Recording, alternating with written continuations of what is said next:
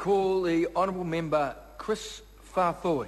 Taloha ni. Taloha ni, Mr Chair. Mr Chair, I'm acutely aware of the time tonight.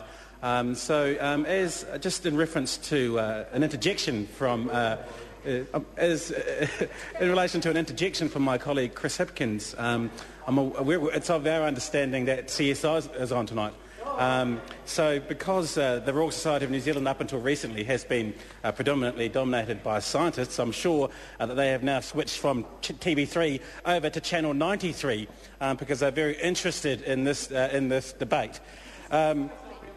Hollywood meets science. I'm sure they are very, very interested nonetheless. So it would be remiss of me not to tell them exactly where we are on this bill.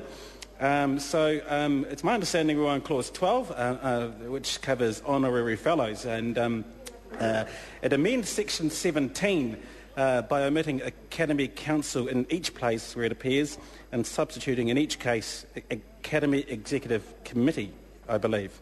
Clause 2 looks at amending Section 17(1)(b) by amending and omitting science or technology and substituting science, technology or the humanities. So now we've got everyone up to date at home as to exactly where we are on the Royal Society of New Zealand Amendment Bill.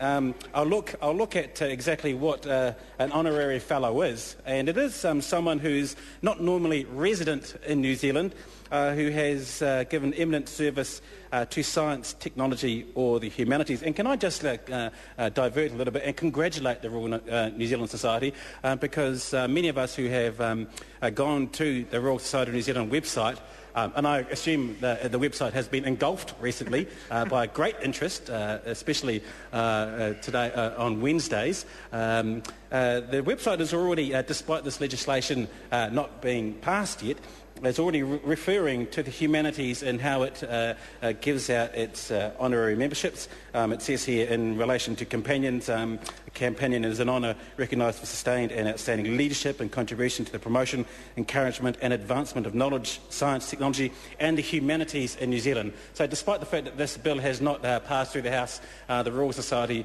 of New Zealand is already acknowledging that humanities have come in to its realm. And if I could just take the opportunity to look at exactly what humanities are, because I think it's very important in terms of what is now going to happen with honorary fellowships.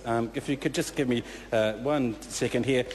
The humanities now includes languages, history, religion, philosophy, law, classics, linguistics, literature, cultural studies, media studies, art history, film and drama. And while that is great, and I think it's very exciting for the Royal Society of New Zealand to be entering this new arena where it's not necessarily just a focus on science and innovation, I do want to concentrate on science and the role that the Royal Society has played with science in New Zealand. And in particular, I do want to make reference to the speech from Jacinda Ardern, because she did make reference to the New Zealander of the Year, Sir Paul Callaghan.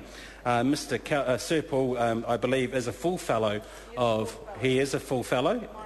Thank you very much for confirming that. He is... Sir Paul Callaghan, I can just confirm for those at home, is a full fellow of the Royal Society of New Zealand. No, don't apologise, it's been clarified. And as New Zealander of the Year, Sir Paul did what I would call a very inspirational presentation to our Labour Congress around what he sees as the vision for New Zealand.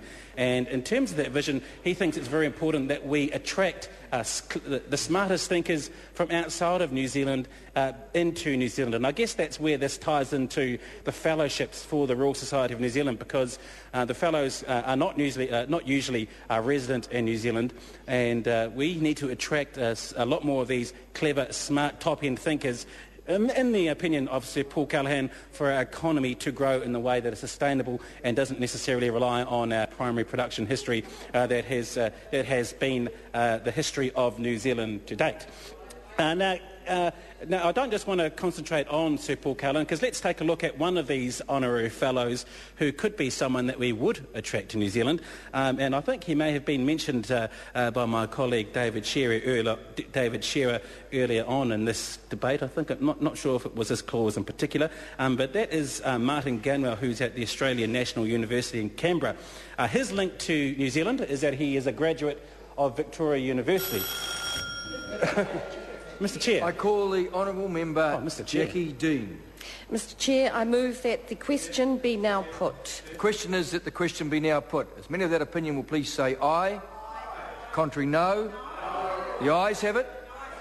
Party vote is called for. The clerk will please conduct the party vote. Thank you. New Zealand National. 58 votes in favour. New Zealand Labour. Closure. 42 against.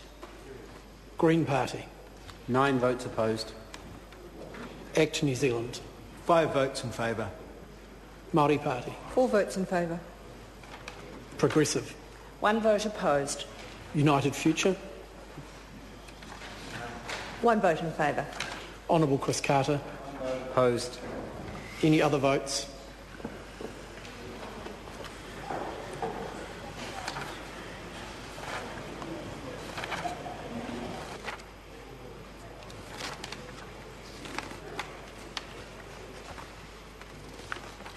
Honourable members, the ayes are 68, the noes are 53. The question will be put.